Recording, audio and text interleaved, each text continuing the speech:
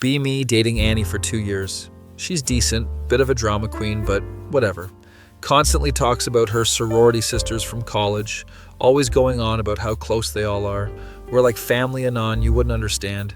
Sure, whatever. Female friendships are weird. Annie starts acting sketchy around March. Phone always face down, just girl stuff. When I ask, catch her texting at 2 a.m., says it's Madison planning something. Madison is the alpha of their little sorority crew. Tall blonde, thinks she's still 19, posts thirst traps daily.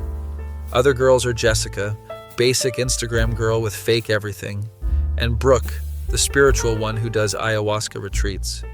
Annie announces they're doing girls' trip to Miami. We need to reconnect as sisters, it's been too long. I'm like, cool, have fun, don't blow our savings. She gets weirdly defensive about money talk. I work too, anon, I can spend my own money.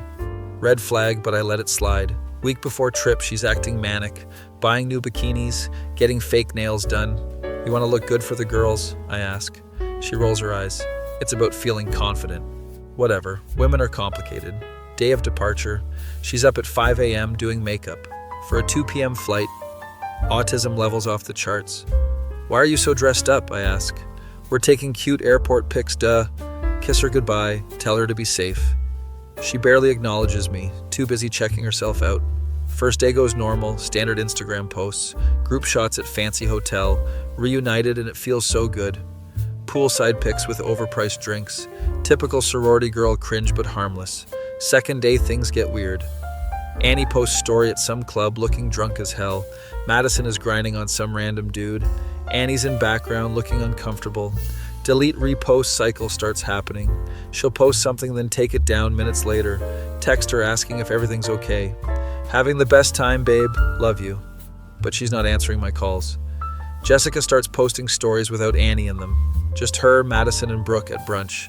Where the hell is my girlfriend? Few hours pass. Annie finally posts. She's with some random buff dude at beach bar. Caption is just fire emojis. Sus as hell. I screenshot everything because I'm not stupid. Text her, who's the guy?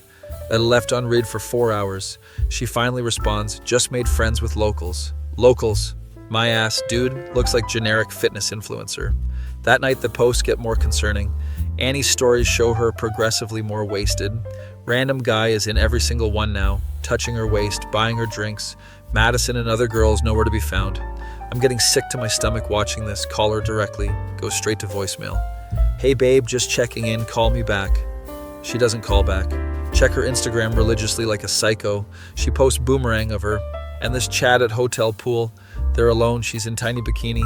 Delete it 20 minutes later, but I already saw. Try calling again, phone is off now. Panic mode activated. Start texting her friends. Madison leaves me on read completely. Jessica responds, she's fine. Anon, just having fun. What kind of fun? I ask. Jessica stops responding too. Brooke at least has decency to lie properly. We're all together having girls' time, don't worry. But I literally saw them without Annie hours ago. Spent entire night scrolling through tagged photos, random people posting from the same resort. Find one with Annie and mystery chat in background. They're holding hands, walking to elevator. Screenshot, zoom in, analyze like FBI detective. Definitely holding hands, definitely heading upstairs. Feel like my soul left my body, can't sleep, can't eat, can't think straight. Next morning, Annie posts normal breakfast pic. Nothing like Miami mornings with my girls. Except Chad is literally sitting across from her. His reflection visible in coffee pot behind her. Sloppy cover-up job, amateur hour, comment, miss you babe on her post. She hearts it but doesn't reply. Other girls start posting group shots again. Annie looks miserable in all of them. Bags under eyes, forced smile, something definitely went down between them. Madison keeps giving Annie dirty looks and pics. Jessica won't even stand next to her. Brooke is doing her fake spiritual smile thing. Drama in paradise. Love to see it. Last day. Annie posts solo shots only. Reflecting on this amazing journey of self-discovery. Gag me with a spoon, typical post-cheating guilt posting. Flight home, she texts. Can't wait to see you. Yeah, right, sure you can't. Pick her up from airport acting normal. She's overly affectionate, major red flag. Missed you so much, baby. Kissing me extra hard, classic guilty behavior. How was the trip? I ask innocently. Amazing, so good to reconnect with my sisters. Cool, saw you guys had fun. Her face twitches. Yeah, we did everything together. lying through her teeth, but I let her hang herself. She immediately starts love-bombing me, cooking dinner, initiating intimacy, buying me stuff. Textbook cheater behavior. Pathetic, really. Few days later, Madison unfollows Annie on everything. Jessica does the same. Brooke keeps following, but stops liking posts. Sorority sisterhood officially dead. Annie pretends nothing happened. They're just being weird, probably jealous. Jealous of what? I ask. My relationship, my happiness, whatever. Sure, Annie, they're jealous of your lies. Week later, she suggests couples therapy to strengthen our communication. Translation: feels guilty, wants absolution. I agree because I want to watch her squirm. Therapist asks about recent stressors. Annie brings up girls' trip unprompted. It was so healing, really put things in perspective. Perspective on what? Therapist asks. Annie panics. Just life priorities, you know? Therapist looks confused. I'm internally laughing. Session ends with homework about rebuilding trust. Ironic doesn't begin to cover it. Couple weeks pass. Annie's acting paranoid, keeps checking her phone nervously, asks random questions about my day. You're not hiding anything from me, right, Anon? Projection much? Start noticing she deleted half her Miami pics, only kept the obvious group shots, all the solo content mysteriously vanished. Even changed her profile pic from Miami's sunset, trying to erase evidence like amateur criminal. Eventually, Madison posts throwback college pic. Comments section becomes war zone. Jessica comments, "Miss when we could trust each other." Brooke replies, "Growth means accountability." Annie doesn't comment at all. Next day, she's crying over coffee. My friends are being so mean to me. What happened? I ask, playing dumb. They're mad about something stupid from the trip. Like what? I don't even know. Girl drama is so toxic. Still won't admit what actually happened. A few more days pass. She cracks slightly. Maybe I made some mistakes in Miami. What kind of mistakes? Just, I wasn't being the best girlfriend. Closest thing to confession I'm getting. Want to talk about it? I offer. No, it's in the past. We should move forward. Classic cheater logic. Bury it and pretend. Month later, she's still trying to win me back.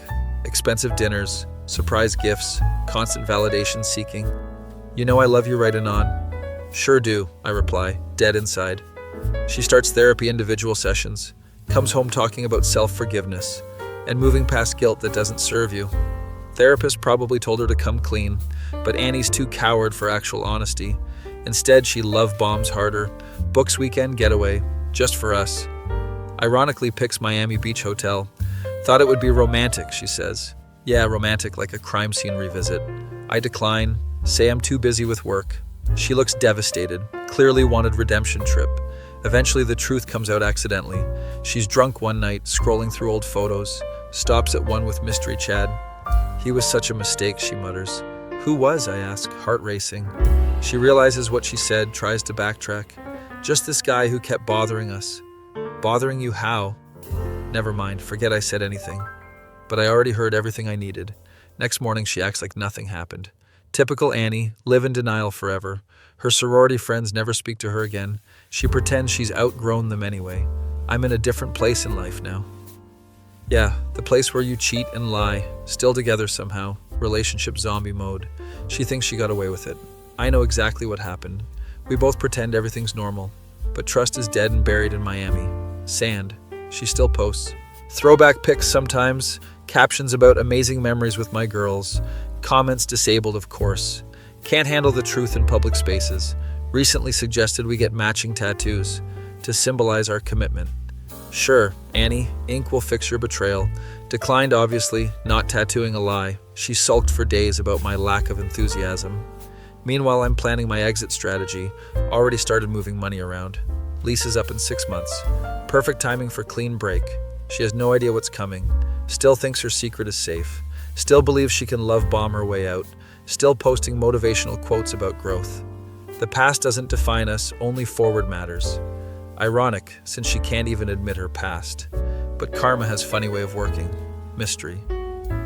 Chad found her on social media, started liking all her old posts. She panicked, blocked him immediately. But damage was done. I saw the notifications. Confronted her about random guy liking pics.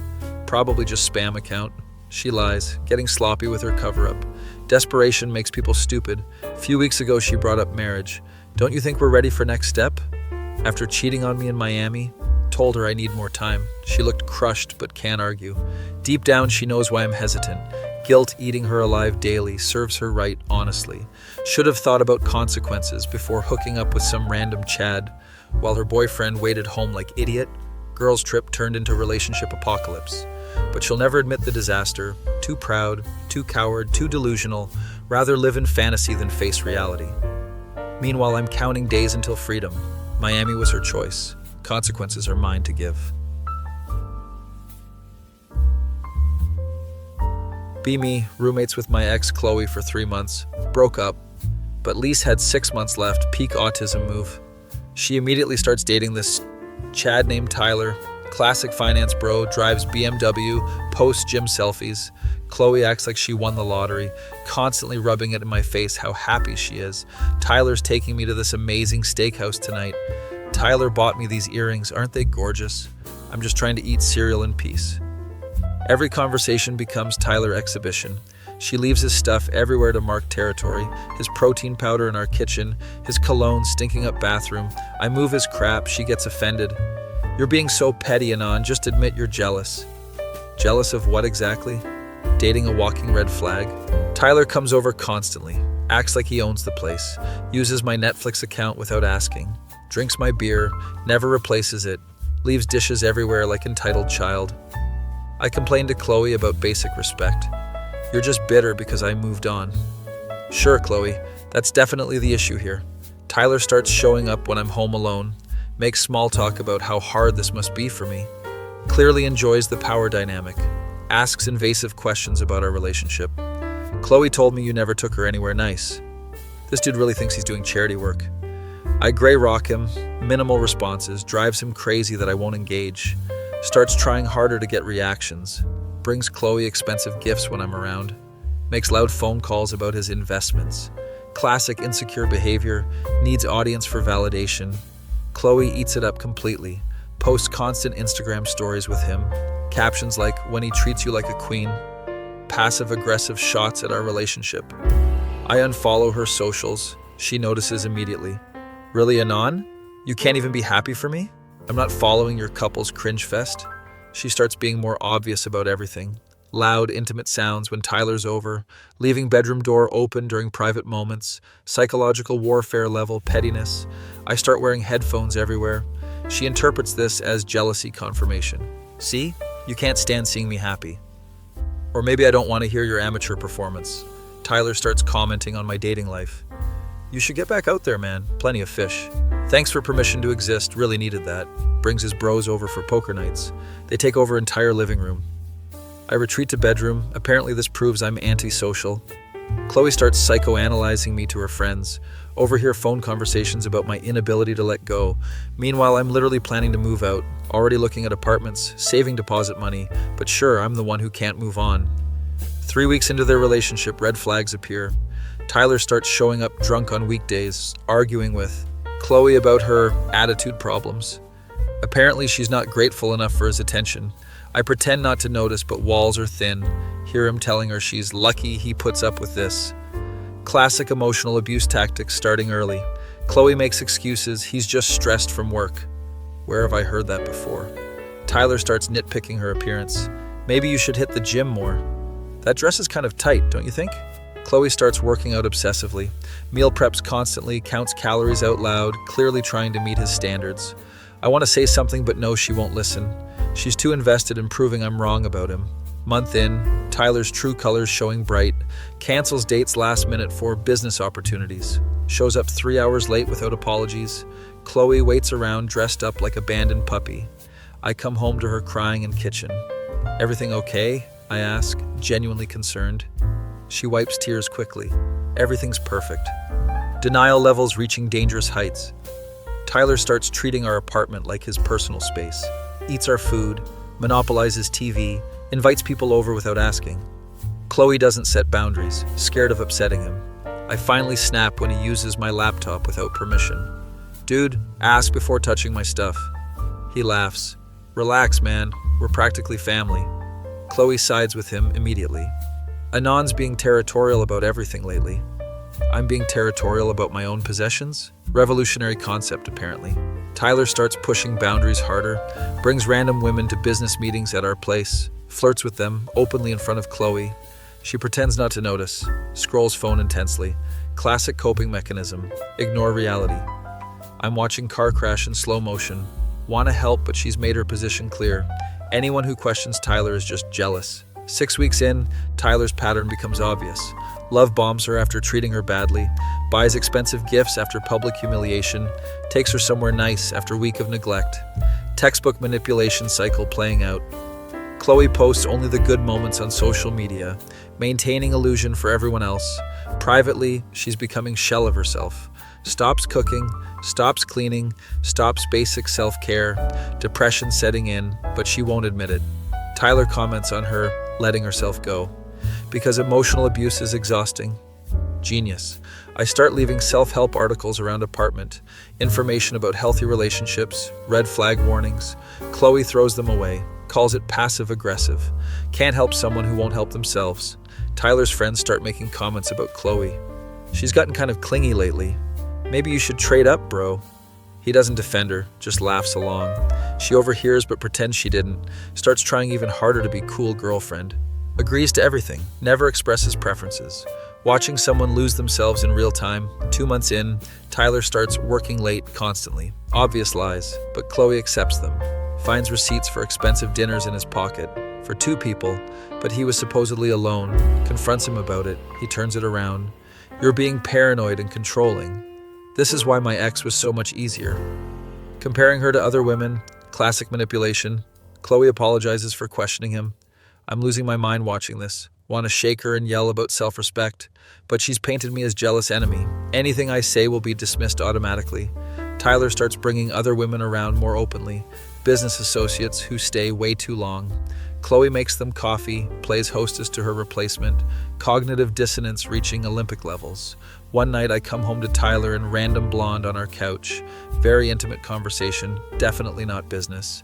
Chloe's locked in bedroom, not feeling well. I knock, ask if she's okay, muffled crying, but she claims she's fine.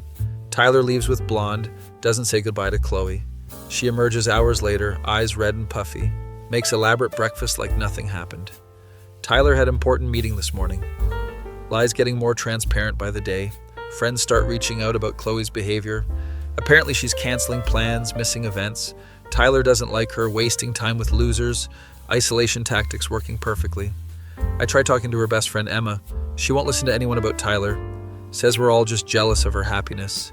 Same script she uses with me. Emma's planning intervention, but knows it's pointless. Chloe's too deep in the sunken cost fallacy. Invested so much in proving everyone wrong. Admitting Tyler sucks means admitting I was right. 3 months in, Tyler's barely pretending anymore. Shows up drunk, passes out on our couch. Phone buzzes all night with texts from other women. Chloe checks his messages, finds exactly what you'd expect. Multiple conversations, plans with different girls. She wakes me up at 3 a.m. crying hysterically. I found some things on Tyler's phone. No shit. Sherlock, welcome to reality. Wants me to help her figure out what it means. It means he's cheating, obviously, but she's looking for alternative explanations. Maybe they're just friends. Maybe it's old messages. Maybe he's planning surprise for me. Denial is powerful drug, apparently. I tell her what she needs to hear. Chloe, he's seeing other people. She gets angry at me for stating obvious. You're just saying that because you want us to break up. No, I'm saying it because it's true. She kicks me out of her room, goes back to bed next to unconscious Tyler, whose phone is still buzzing with late-night hookup requests. Next morning, Tyler acts like nothing happened. Chloe pretends she never saw the messages. They go out for brunch, post happy couple photos, comments full of people praising their perfect relationship. If only they knew what happened 12 hours ago. Cycle continues for another 2 weeks. Chloe finding more evidence, making more excuses. Tyler getting sloppier because he knows she won't leave. Literally brings dates to pick him up from our apartment, introduces them as business partners to Chloe. She smiles and waves like delusional Stepford wife. I start apartment hunting more seriously. Can't watch this psychological horror movie anymore. Put deposit down on place across town. Plan to move out in month. Lease be damned. Rather pay double rent than watch this destruction. Finally, Tyler gets tired of pretending. Shows up one evening with obvious hangover. Smells like perfume that isn't Chloe's. Lipstick on his collar. Classic cliche. Chloe notices but doesn't say anything. Makes him dinner while he texts other women. I eat in my room, can't stomach the performance. That night they have massive fight. Tyler's done being careful about his words. You're suffocating me with your neediness. Maybe if you were more like Sarah, I'd want to be here. Sarah is apparently his co-worker. He's been banging. Chloe finally snaps, starts yelling back, I gave up everything for you. I defended you to everyone who said you were trash. Tyler laughs. That's your problem, not mine. I never asked you to do any of that. Gaslighting masterclass in progress. Fight goes on for hours. I'm hiding in my room. Eventually, Tyler leaves, slams door. Chloe cries until sunrise. Next morning, she's back to denial mode. We just had small disagreement. All couples fight sometimes. I don't even respond anymore. What's the point? She's determined to learn this lesson the hard way. 2 days later, Tyler shows up with Sarah. Doesn't even try to hide it anymore. Introduces her as his new business partner. Wants to discuss some projects in Chloe's bedroom. The audacity is actually impressive.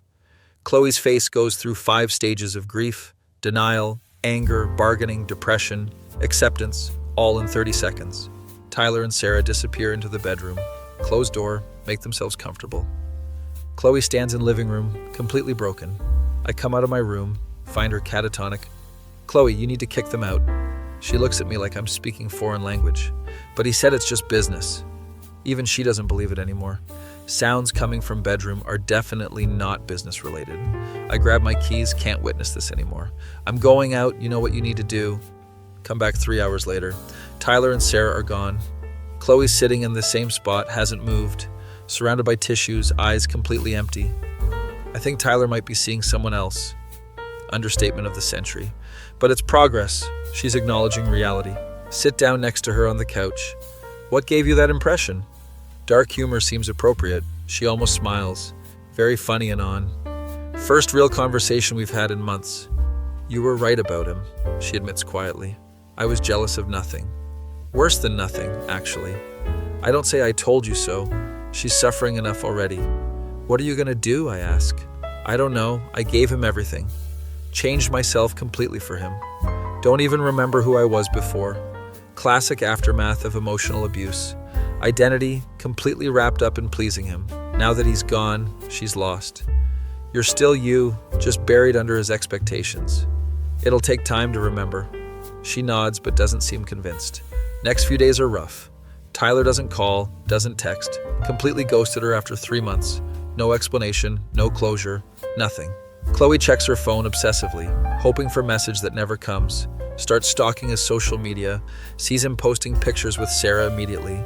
Same restaurants he took Chloe to, same activities, same poses, different girl. She was completely replaceable, just another girl in his rotation. Reality, hitting like freight train.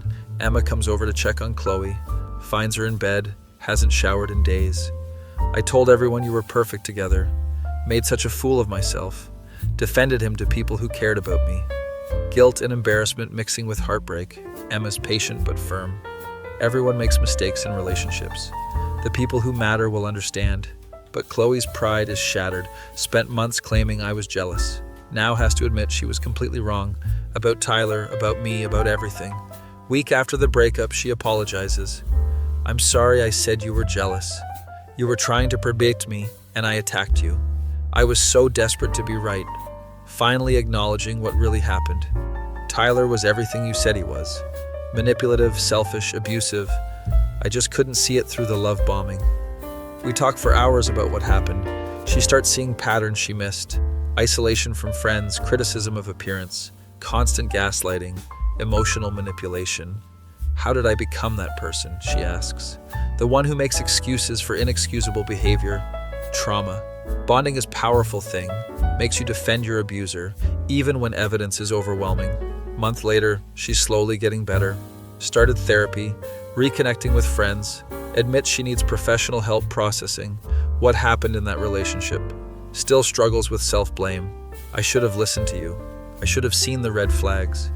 But that's not how manipulation works. It's designed to confuse and isolate. Tyler was expert at making her doubt herself. Gaslighting is insidious that way. Meanwhile, Tyler's already moved on.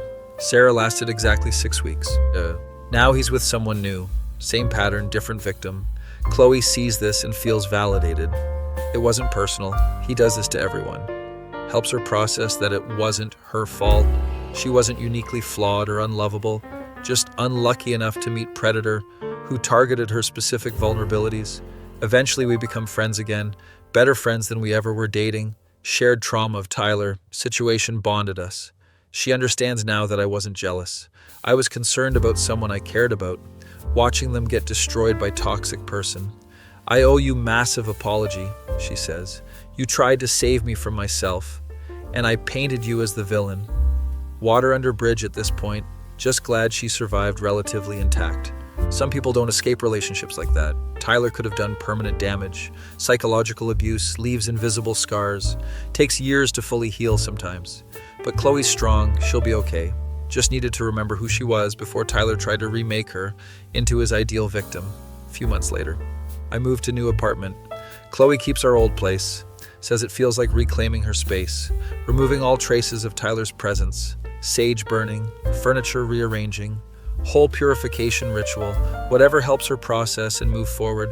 She's dating again now, very carefully, runs potential guys by me for red flag checking. Does this text seem manipulative to you? He wants to meet my friends on second date. Good sign, right? Learn to value outside perspectives instead of dismissing them as jealousy. Biggest growth I've seen in anyone. Sometimes the worst relationships teach us the most about boundaries, self-respect, red flags. Chloe's become expert at spotting manipulation. Won't tolerate even minor disrespect now. Complete opposite of who she was with Tyler. Recently she thanked me again. You never said I told you so, even when I deserved it. That meant everything during my recovery. Being right isn't always about proving it. Sometimes it's about being there when truth emerges and helping pick up pieces afterward. Tyler did us both favor in the end, showed Chloe what she won't accept, and proved I wasn't jealous ex, just friend who could see clearly from outside the manipulation bubble. She claims I was jealous until she got dumped too, then realized jealousy had nothing to do with it. Sometimes people need to learn lessons firsthand. No amount of warnings can substitute experience. But when they're ready to listen, real friends stick around for conversation.